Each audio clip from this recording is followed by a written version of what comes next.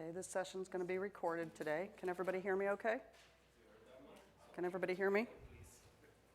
Okay.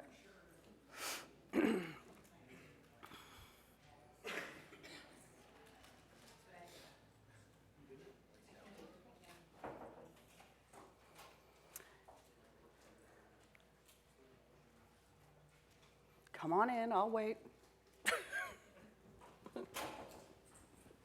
Okay. Thank you all for coming. Session, last day, last time slot. Nice to see so many faces. My name is Jennifer Elliott. I'm with Technology Management Concepts. We're a partner. We do tons of implementations, upgrades. We get a lot of orphans. And we were at booth 634. You can't come see us now. But this will be on dimensions and account analysis for the non-accountant. So I have a couple of questions. How many in the room are actually accountants? I figured there'd be a few. All right. What versions are we on? So who's on nav, on-prem, higher than 15? Okay. Nav on-prem, older, 9, maybe below. Okay. So that 13? Okay. Any BC at all online? You are implementing. Not either nav or BC. So you're coming from QuickBooks. Okay, that's a very common thing. Okay, so that gives me a little bit. Oh, and one last question. How many people decided to come to this presentation because you saw another TMC presentation? There you go. All right. Marketing needs to ask these questions. So the objectives for today are understanding what dimensions are in the first place. If you're coming from something like QuickBooks or even GP or something like that, what are these dimensions? So that'll be the first objective. Then, how do you find those dimensions? And lastly, how do you use those dimensions for analysis? So again, what are dimensions? In some cases, you could think maybe the dimensions of a cube, dimensions of the universe, but that's not really what we're talking about. What we're talking about are the last three sections. So in larger companies, you'll see segmented charts of accounts. And what they do is they have an account for every combination of these. So their chart of accounts is huge. Thousands of lines long. You have to know exactly which account to use. And so the natural account is 6,500. Maybe that's utilities. Division, corporate, sales, UK versus Canada, that can be a division. Department, admin, production, maintenance. And then a location, maybe a physical location. So what Dynamics does is your chart of accounts is just the natural account. And then you can mix and match your dimensions. So these become your dimensions. So it's a way to think about your products. And you can put dimensions on not only your chart of accounts, but customers, vendors, items. They can all have dimensions that live on them.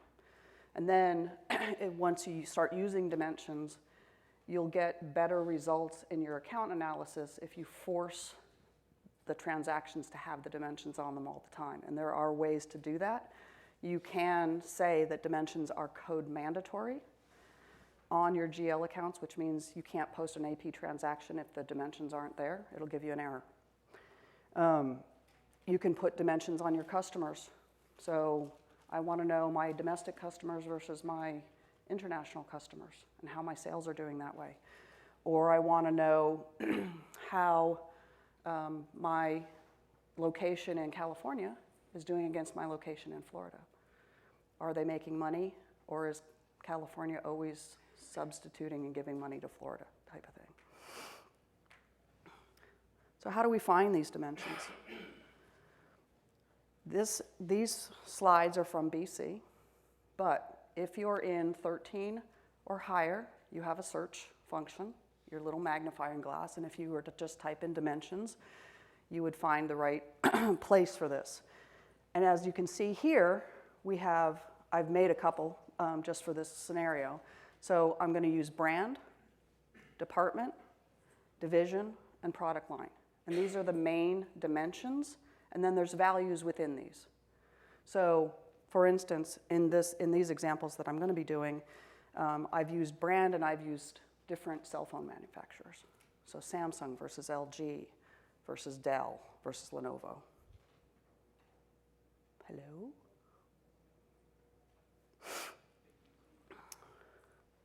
So what we do is to see the dimension values, again, we go into that dimension and we look at the dimension values for each dimension. So here, as I said again, for the brand, you have Dell, Lenovo, LG, and Samsung in this example. But it can be anything. So it depends on what you're selling. You can put dimensions on different services if that's what you're doing. So I want to know the breakdown between a repair and maintenance service and an implementation service or something like that. You can have different dimensions that way. And what that does is it shortens your chart of accounts. And if you're using them everywhere, you can get to some analysis and not have to be an accountant, not wait for month end, not wait for those sub-ledger reports that they print out. So you get your financials. Well, it just says sales. Well, how do I know what my sales are made up of? In large accounts, and we're going to use Dave here, and we're going to use our different cell phone manufacturers. So Dave is our sales manager, and he wants to know how we're doing selling the different brands of the cell phones in the different countries. So what we do to do this, and it's really very simple, go search for analysis view. 13 and up has it. 9 and below, this would be under departments, financial management, analytics and reporting, and then you would get into your analysis views, if I'm remembering that correctly.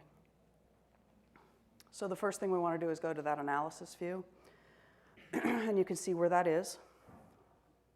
And again, with the search bar, especially in BC and in more recent versions of NAV, you don't have to type the whole word, just some of that word, and you'll get everything that goes with it. So we're just going to go in and we're going to make a new one from scratch.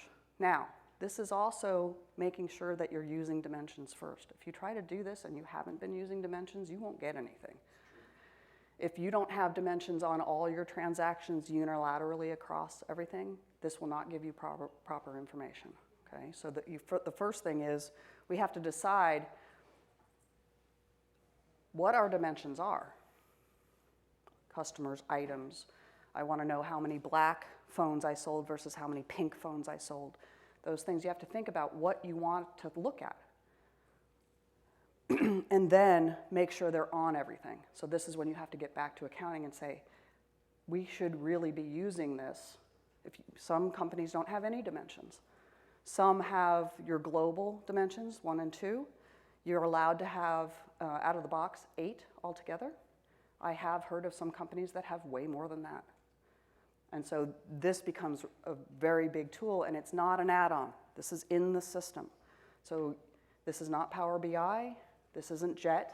It's just a very simple tool that's in the system that you don't have to have any additional layout for. And people like your sales manager can do this themselves, and then they leave the accountants alone unless they want more information. So this screen is a little busy. We'll go one by one. So you want to give each of these analysis views a name. I just picked cell phone because that's what we're looking at today. So you give it a code. The codes don't have to be just alphabetical. They can be alphanumeric, but it needs to make sense to you or you're never going to remember what this is for. Then you have the name, and here is the account source. So I want to know what's been hitting my sales and expense accounts. So you're going to pick GL account. The other option with the drop-down is cash flow accounts. Most people who are not accountants are never going to use that because it doesn't make any sense to them. But GL account makes sense. You can put an account filter straight on the view. I tend to do that in the options, which I'll get to in a minute.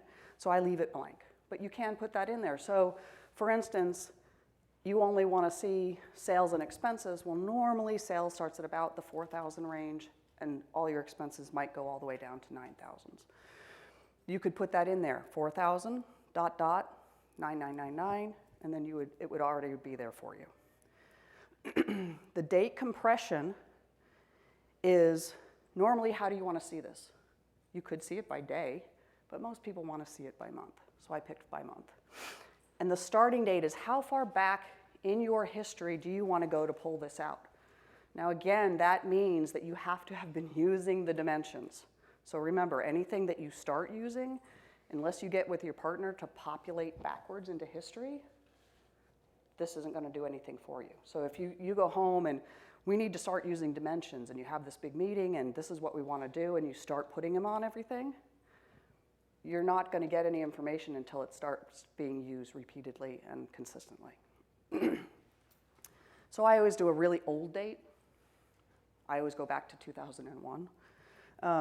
And then on top of everything else, what you want to do for this analysis is you want to be able to update this without you having to go in and update it before you run this every time.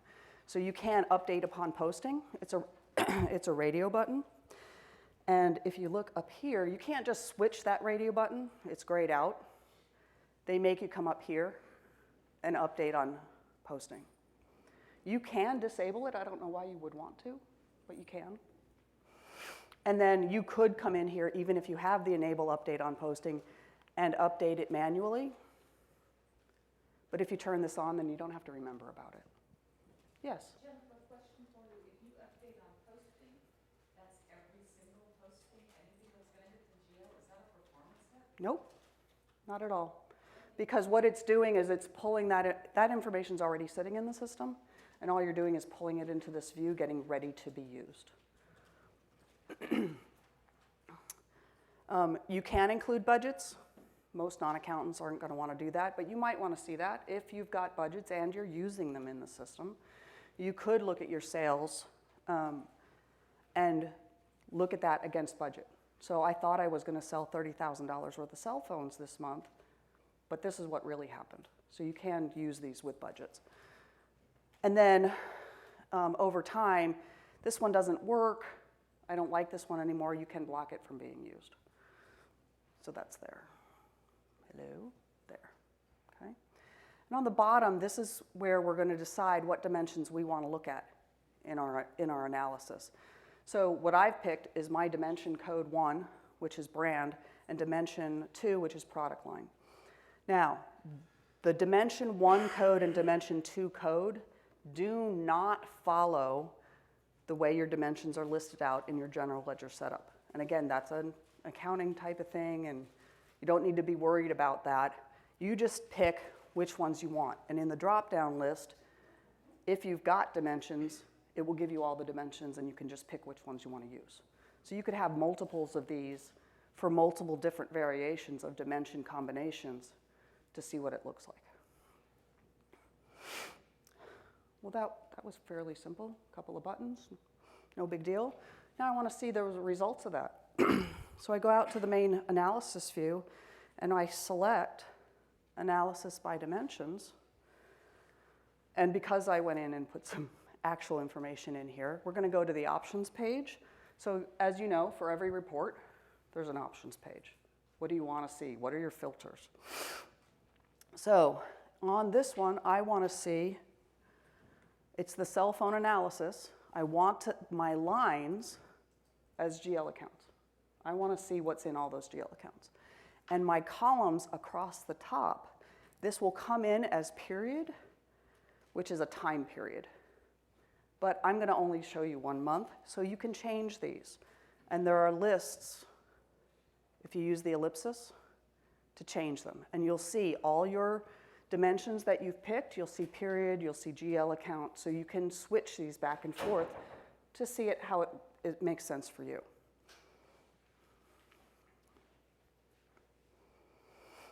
In the next section are your filters. So I can put a date filter in here of last month or the last 3 months. I can give it account filters here. Now, I could do it on the main analysis view, but I can do it here as well. So that's here. And again, there's an ellipsis. You don't really need to know your chart of accounts. You can go find them without really knowing what they are. And then if you want to filter it by a business unit filter or a budget filter, and in my case, a brand filter or a product line filter. So I could say, on the analysis view, I want to see all brands and all product lines. But maybe for this view, I only want to see LG and computers as my product line. You could do that and filter it this way. And then in the very bottom, you want to show your actual amounts. And the amount field should be amount. The other options on amount are debit and credit. Why you would want to see one and not the other doesn't make sense to me. I always want to see the net. I always exclude closing entries. So if you're running this for December and you've closed the year, your accountants have closed the year, it might not show you anything because the closing entries have wiped those accounts for your new calendar year, for your new business year. So I always exclude those closing accounts, those closing entries. And if you're using different currency, you can look at the different currencies with this. And I want to see my column names, so I've turned that radio button on. And I'm not going to do the opposite sign, but there are a lot of people, especially non-accountants, who don't understand why the revenue numbers have a negative sign in front of them. So you can turn that around, and it makes more sense to non-accountants. And then the very last section is the matrix option. So I want to view this by month. Right now it's picking August through March, and I want to see the net change. So these, and you just play with all those different options and see what makes sense to you.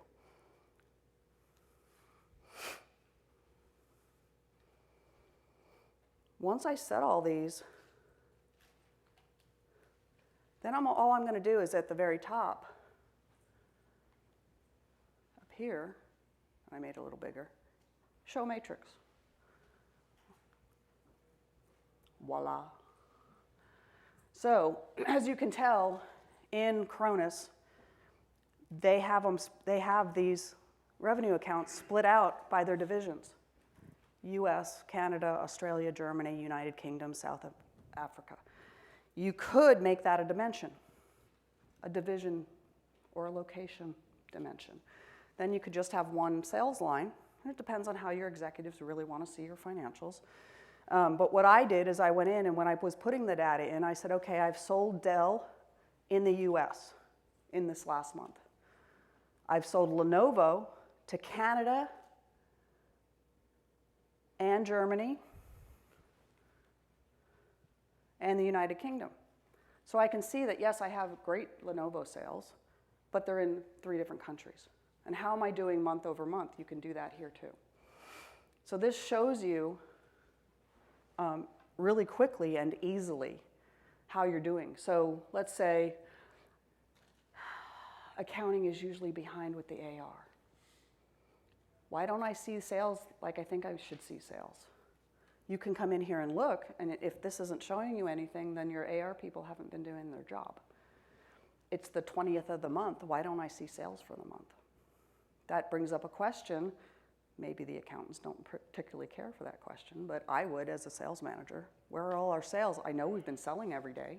Where are they? So this is a way to check that kind of stuff. Are there any questions?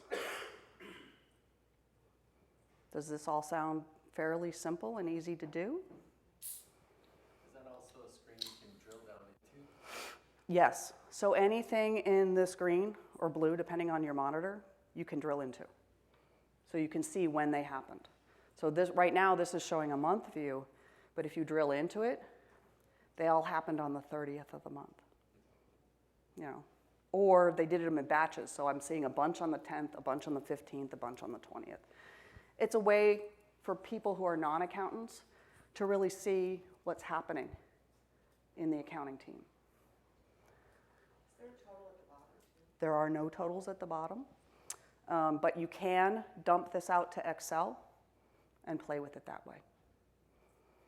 This isn't it's a very simple process. So this is not a full 50-minute presentation, but I think it's important, especially for the non-accountants in the room, to be able to see something and then have a discussion with your accounting team or your executives to make the system work harder for you. Yes? So one of the questions that came up at my company when we started talking about dimensions, because we don't use them as frequently, I know our finance department and our senior leadership would rather see just the broken out GLs down to that granular level instead of using dimensions. Because one of the things that they struggle with is if you have a GL that is only usable with certain dimensions, is there a way to limit Yes. that? So within dimensions, there's something called dimension combinations that you can set up. And it says, basically, it's every time it's admin, which is one of your dimensions, it can use these other dimensions and those values, but other ones are not allowed.